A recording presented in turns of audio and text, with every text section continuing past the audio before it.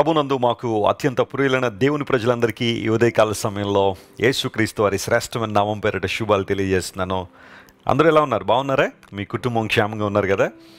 మీరు మీ కుటుంబం ఎల్లప్పుడూ కూడా క్షేమాభివృద్ధి కలిగి ఉండాలని మీకోసం ప్రార్థన చేస్తున్నాను. కీర్తనకారుడు అన్నట్టుగా నా గిన్నె నిండి పొర్లుచున్నదని. దేవుడు మనలను నింపేవాడు. ఆయన మనల్ని ఖాళీ చేసేవాడు కదా.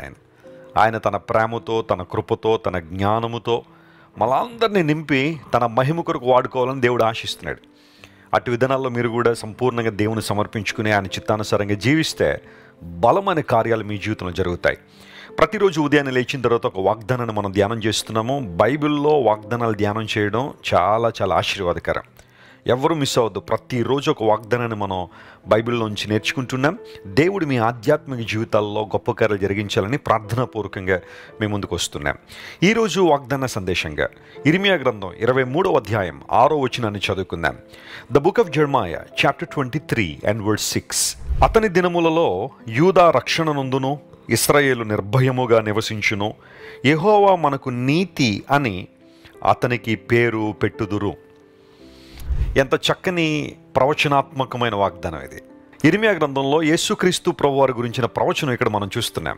ఆ పై వచనాలు మనం చదివితే, దావీదుకు చిగురును నేను పుట్టిస్తాను, అతడు రాజ్య పరిపాలన చేస్తారు అనే మాట అక్కడ రాయబడింది. ప్రియులారా, పాత నిబంధనలో ఎన్నో ప్రవచనాలు ప్రభు అయిన యేసుక్రీస్తు వారి గురించి రాయబడ్డాయి. యేసు ప్రభు జన్మ అకస్మాత్తుగా జరిగింది కాదు. ఆయన జీవితం, ఆయన ప్రభావము అకస్మాత్తుగా తెర మీదకి వచ్చింది కాదు. పాత నిబంధనలో ఎంతో కాలంగా ప్రవక్తలు మెస్సయ్య రాక గురించి కనిపెట్టారు, ప్రవచించారు.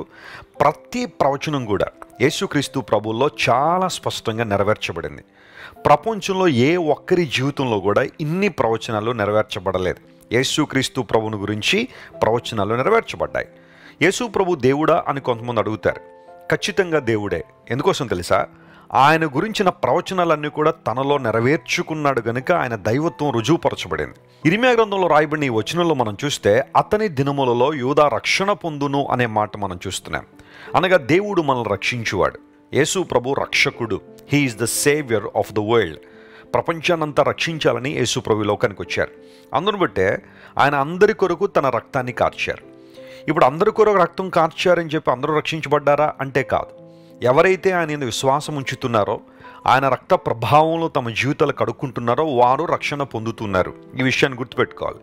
యేసుక్రీస్తు ప్రభు రక్షకునిగా ఈ లోకానికి వచ్చారు. ఆయన మనల్ని శిక్షించడానికి రాలేదు, ఆయన మనల్ని భక్షించడానికి రాలేదు. చాలామంది ఈ రోజుల్లో శిక్షించేవారు, భక్షించేవారు చాలామంది ఉన్నారు. కానీ యేసు ప్రభు మనందరికీ రక్షణ ఇవ్వాలని. రక్షణ అనే ఆ మాటను మనం ఆలోచన చేసిన ప్రతిసారి మనం రక్షింపబడి ఉన్నాము, రక్షింపబడుచున్నాము, రక్షింపబడుదుము అని 3 కాలములలో రక్షణ గురించిన అంశాన్ని మనం ధ్యానం చేయొచ్చు. యేసు ప్రభు వారు మనందరికీ రక్షణ దయచేస్తున్నారు. రెండవ మాట ఏముంది అంటే, ఆయన దినములలో ఇశ్రాయేలు నిర్భయముగా నివసించునని. దేవుడు మనకు భయరహిత జీవితాన్ని ఇవ్వాలని ఆశిస్తున్నాడు. ఆ కారణాన్ని బట్టి యేసు ప్రభు వారి లోకానికి వచ్చినప్పుడు భయపడకూడదు అనే వాగ్దానం తరచుగా వినబడింది. ఏదో రకమైన భయం మనుషుల్ని పీడిస్తుంది కదా ప్రతిరోజు కూడా. ఒకవేళ ఎవరైనా మన హృదయాన్ని స్కాన్ తీస్తే బహుశా ఎన్ని రకాల భయాలు మనలో ఉన్నాయో, మనకు తెలియని భయాలు కూడా ఉంటాయేమో మన లోపల కదా. చాలా భయాలు ఈ రోజున మనుషుల్లో ఉన్నాయి. ఒకవేళ ఈరోజు ఉద్యోగం కోల్పోయామన్న బాధ నీలో ఉందా? మరలా అలాంటి ఉద్యోగం వస్తుందా లేదా, అలాంటి పరిస్థితి నాకు సమకూర్చబడుతుందా లేదన్న భయం నేను వెంటాడుతుందా? విను దేవుని బిడ్డ, దేవుడు ఒక శ్రేష్టమైన ఆశీర్వాదం నీ కోసం సిద్ధపరచాలనుకున్నప్పుడు నీ కంఫర్ట్ జోన్ ఆయన కొంచెం కదిలిస్తాడు. నువ్వు కంగారు పడద్దు, నువ్వు అధైర్యపడద్దు, అయిపోయింది ఇంకా నా జీవితం అనుకోవద్దు. దేవుడు నీకు అతి శ్రేష్టమైన ఆశీర్వాదాన్ని ఏదో దాచిపెట్టాడు, దాన్ని నీకు ఇవ్వాలనే ఆయన ఆశిస్తున్నాడు. భయపడద్దు దేనికోసం కూడా. నీ భవిష్యత్తు గురించి నువ్వు భయపడాల్సిన అవసరం లేదు. నీ పిల్లల భవిష్యత్తు గురించి నువ్వు భయపడాల్సిన అవసరం లేదు. నువ్వు చేయాల్సింది ఏంటంటే వారి కోసం ప్రార్థన చేయి. దేవుని మార్గములలో వారు నడిచినట్లుగా సహకరించు. దేవుని వాక్యాన్ని వారికి బోధించు. దేవుని చిత్తానుసారంగా వారు నడుస్తున్నారు లేదని పరీక్షించు. దేవుడు ఖచ్చితంగా వారిని ఆశీర్వదిస్తాడు. అరచు పిల్ల కాకులను పోషించే దేవుడు నిన్ను కూడా పోషించగలడు. ఒకవేళ వివాహ విషయంలో చింత ఉందా? భయపడుతున్నావా? ఎలాంటి వాళ్ళు వస్తారో నా జీవితంలోకి, ఎలాంటి కుటుంబంలోకి నేను వెళ్తానో అన్న భయం నీలో ఉందా? కనిపెట్టి దేవుని సన్నిధిలో ప్రార్థించే, దేవుని చిత్తం కోసం ప్రాకులాడు.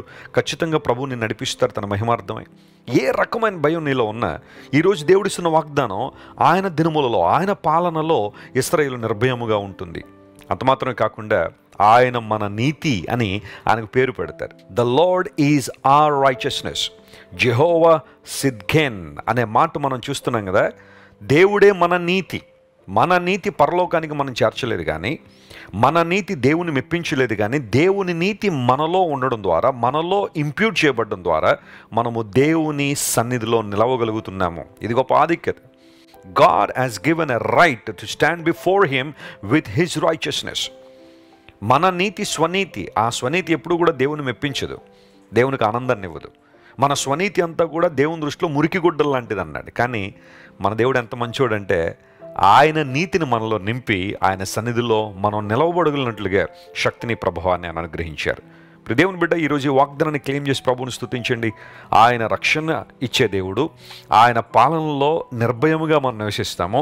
ఆయనే మన నీతి అని పిలువబడ్డారు కనుక ఆయన నీతితో మనల్ని నింపడం ద్వారా నిత్య రాజ్యములో మనందరం కూడా ఉంటాము అనే నిరీక్షణ మనం కలిగి ఉన్నాం. God is on your side. దేవుడు నీ పక్షాన ఉన్నాడు. దేనికి కృంగిపోవద్దు, ఆయన వైపు చూడు. గొప్ప కార్యాలు నీ జీవితంలో జరుగుతాయి. ప్రార్థన చేసుకుందాం. ప్రేమగల తండ్రి, ఈరోజు మీరు మాకు ఇచ్చిన వాగ్దానాన్ని బట్టి నీకు స్తోత్రాలు. నీవు మాకిచ్చే ఆశీర్వాదాలు, దీవెనలు, ఆధ్యాత్మిక ఆధిక్యతలను బట్టి నీకు స్తోత్రాలు. మీరు మమ్మల్ని రక్షించే దేవుడు, నిర్భయముగా మేము నివసించినట్లుగా మాకు సహకరించే దేవుడు. నీవే మా నీతి అని ప్రభువా నీ వాక్యంలో మేము చూసాం. ఈరోజు మా ప్రియులు ఎవరైతే ఏ రకమైన భయంలో ఉన్నారో, లేదా వారి జీవితంలో ఎలాంటి భయంకర పరిస్థితులు వారిని వెంటాడుతున్నాయో వారిని విడిపించండి ప్రభువా, కనికరించండి. నీవే వారి నీతిగా ఉండి అద్భుతాలు చేయమని కోరుకుంటూ, ఈ రోజంతట్లో కావలసిన శక్తిని, బలాన్ని, విజయాన్ని మా ప్రియులకు దయచేయమని కోరుకుంటూ యేసుక్రీస్తు వారి శ్రేష్టమైన నామం పేరట అడిగి వేడుకొనిచున్నాం తండ్రి. Amen, amen. God bless you dear friends. Have a wonderful day. Christ worship centre ఓ బలమైన సంఘ ఉద్యమం.